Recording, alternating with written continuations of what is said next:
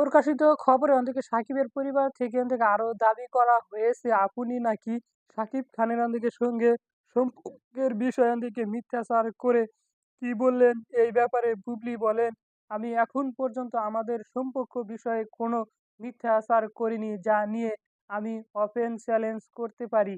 আর মিথ্যাচারে আমার কি লাভ হবে আপনার বলুন, আপনাদের দোয়া, আমি নিজের প্রতিষ্ঠিত চাঁদের মতো আমার সন্তান শেহজাদ আছে, আমার বাবা-মায়ের ভালোবাসা আছে আর আমার সঙ্গে। তাই আমার জীবনে তো নতুন করে চাওয়া পাওয়ার কি। সবশেষ ঈদে একটি বেসরকারি টেলিভিশন শাকিব খানের বিভিন্ন মন্তব্য করেছেন বুবলি। এতে সাকিবের পরিবার মারাত্মক চোটের এই কারণে বুবলিকে সাফ জানিয়ে দেওয়া হয়েছে সন্তান শেহজাদের অজুহাতে তিনি যেন সাকিবের বাসায় বা অফিসে না